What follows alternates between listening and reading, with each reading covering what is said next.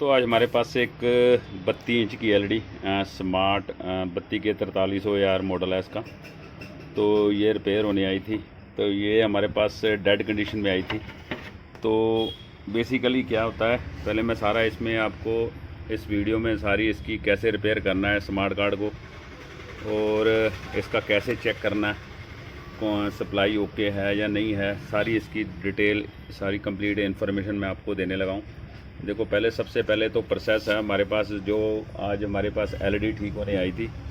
तो हमारा इधर रेड बेसिकली रेड एलईडी तो आ रहा था, पर आगे स्टैंड बाय ऑन नहीं हो रहा था। तो पहले मैं आपको वैसे इसका पहले प्रोसीजर बताता हूँ, क्योंकि जितनी सैमसंग की एलईडी आती हैं एलसीडी एलईडी में सबसे ज़रूरी एक बात होता है कि यहाँ से आप जैक को उतारोगे सप्लाई का, ये हमारी सप्लाई का जैक उतारोगे तो ये सप्लाई ऑटोमेटिकली ऑन हो जाती है या नहीं, तो इसकी बैक लाइट जग जाएगी आपको।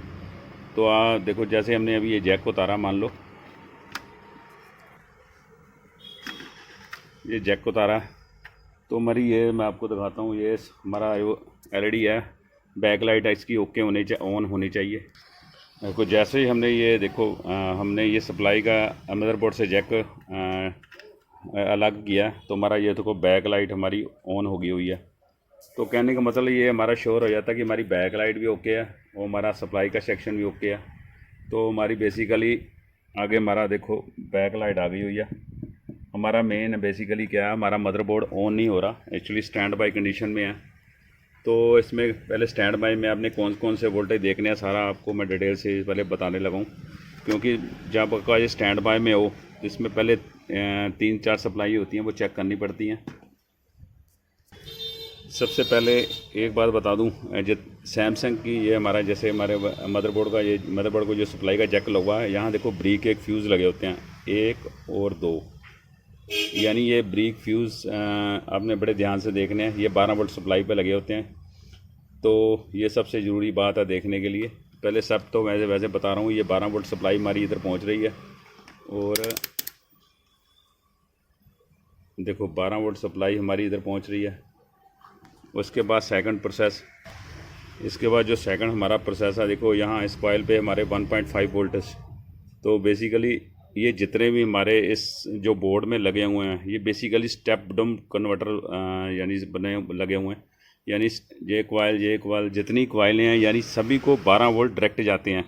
कुछ स्टैंड बाय में, कुछ स्टैंड बाय होने के बाद, ये आपने याद रखना है, क्योंकि ये हमारी जो स्टैंड बाय में है, तो स्टैंड बाय में मैंने आपको बताया कि 3-4 वोल्ट ज़रूरी होते हैं देखने के लिए। देखो ये 12 वोल्ट है, और 12 वोल्ट से हमारे देखो 1.5, ये देखो भैया 1.5 बेसिकली ये पहला स्टेप डाउन कन्वर्टर जो हमारा बना हुआ है, स्टेप डाउन बक कन्वर्टर जिसको बोलते हैं।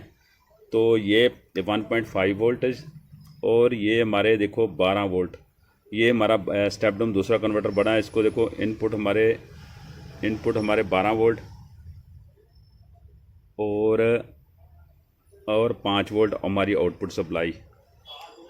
यानी जितने भी ये मैंने बार बार बता रहा हूँ, जितने भी ये बक कन्वर्टर होते हैं, ये basically step down buck converter हैं, सभी पे 12 वोल्ट डायरेक्ट पहुँचते हैं। और इसमें ये 12 वोल्ट देखो, पहले तो 12 वोल्ट से हमारे 1.5 वोल्टेज बने, दूसरे बक कन्वर्टर से हमारे 5 वोल्ट की सप्लाई बनी, ये कॉइल थ्रू। और तीसरा हमारा इधर एक जो हमारी रैम को हमारी बेसिकली फ्लैश आईसी, जब मेमोरी आईसी को सप्लाई जाती है, देखो ये इधर तीसरा देखो ध्यान से देखना, ये यहाँ इसके 5 वोल्ट इनपुट हैं और 3.3 वोल्ट इसकी आउटपुट है। देखो 3.3 वोल्ट इसकी आउटपुट है, और यही 3.3 वोल्ट सप्लाई हमारी मेमोरी आईसी को जाती है। देखो मेमोरी आईसी, यानी ये स्टैंड बाय वोल्टेज हैं, जो हमारा पावर से ऑन नहीं होता स्टैंड बाय में, ये वोल्टेज पहला हमारा जब प्रोसेस है स्टैंड बाय में वोल्टेज आने चाहिए स्टैंड बाय में वोल्टेज, यानी स्टैंड बाय में ये 4 सप्लाई पहले सबसे ज़्यादा जरूर बननी चाहिए।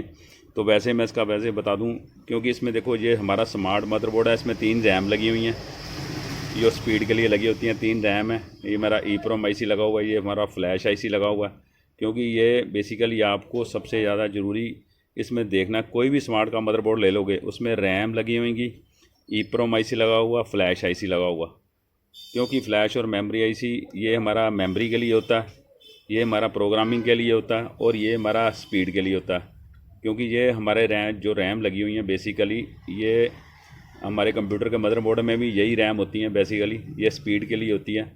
तो ये आपको इसकी पहले नॉलेज होनी चाहिए, क्योंकि इसके बगैर हमारा ये स्मार्ट मदरबोर्ड वर्क नहीं करता।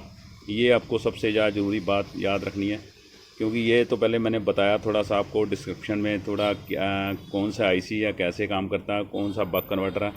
तो ये स्टेप डाउन कन्वर्टर है। तो लास्ट में आपको मैं एक इसका ये पहला पार्ट बना रहा हूँ, ये स्टैंड बाय का, क्योंकि स्टैंड बाय लास्ट में आपको मैं इसके सारे कंप्लीट वोल्टेज की एक फ़ोटो भी डाल दूँगा, कौन से वोल्टेज स्टैंड बाय ओपन होने के बाद कौन से वोल्टेज बनते हैं, तो कौन से वोल्टेज आपने चेक करने हैं, ये आपने बड़ा ध्यान से देखना है।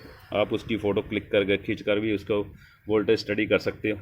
तो ये बेसिकली हमारे पास जो डेड कंडीशन में आया था, पहले स्टैंड बाय के वोल्टेज ये बन रहे थे पर आगे नहीं ऑन हो रहा था। तो इसका मैं एक्चुअली दूसरा पार्ट में बनाऊंगा कि ऑन होने के बाद कौन कौन से वोल्टेज बनते हैं और कौन कौन से वोल्टेज नहीं बनते, ये सारा डिटेल से मैं आपको बताऊंगा। ओके, थैंक यू दोस्तों।